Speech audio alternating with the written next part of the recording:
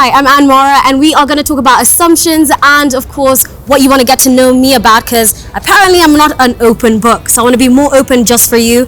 Sun's out, it's a sunny day, and I'm facing my fears on the 17th floor of this building. So if I'm nervous, let's just be more open, right? So let's get into it.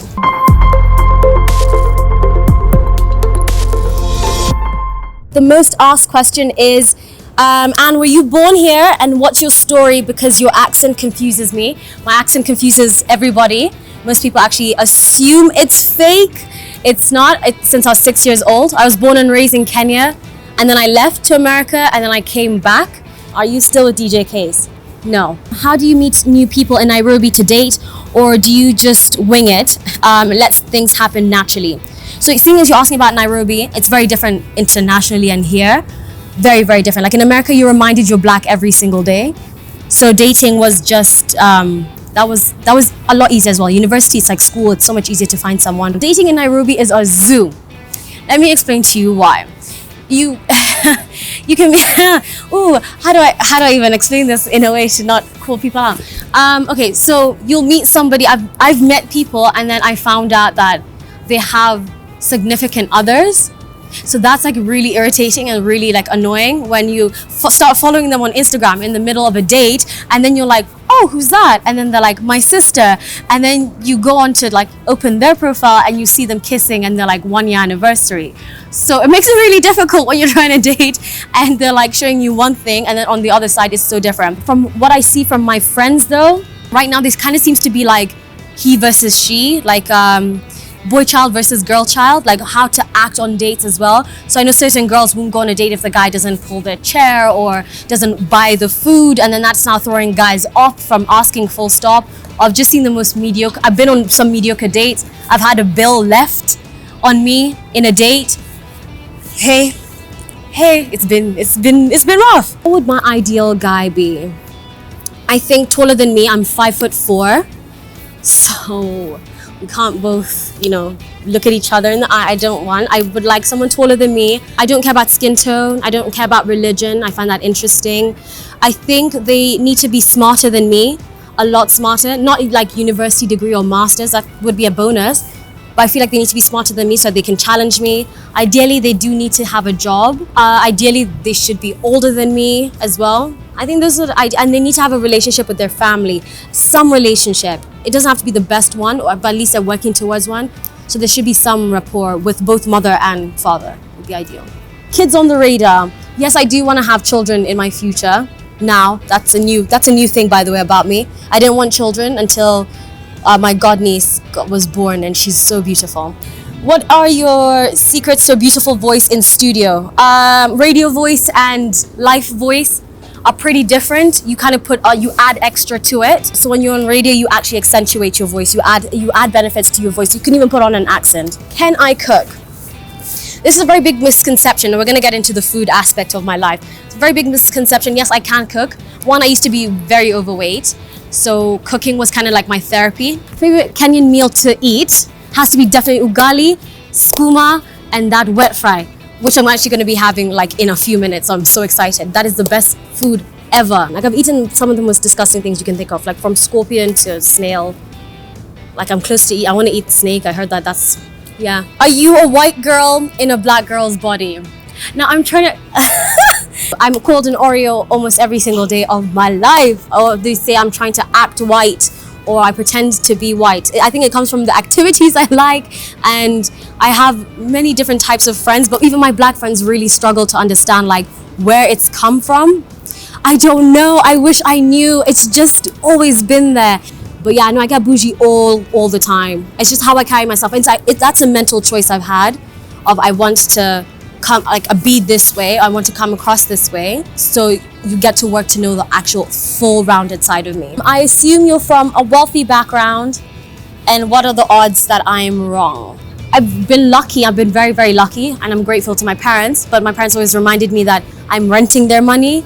So it's not mine. So on ground, it could differ. I'm broke. But I've been very privileged to have family that, support me in the way they can. The weirdest thing I have ever done, that's a hard question. I do a lot of weird things. I'm generally a weird person. So we're gonna go into judgment. You have an inviting sweet aura about you. One of those people who don't judge others. So the reason why I don't judge anyone ever is because I know what it feels like to have a kind of chip like grow on you, and then you don't understand when it was placed and why it was placed. Like what sparked this side of me about especially weight is one comment some girl made when we were in primary, and she like in front of all our friends, like in front of everyone, even people I still talk to now, and she was like, "Are you fat or are you pregnant?" And that statement like stuck with me for my whole life. It's always been in the back of my mind that like it's one little word, like one statement changed everything. You have a lot of insecurities. Yes, yeah, I do.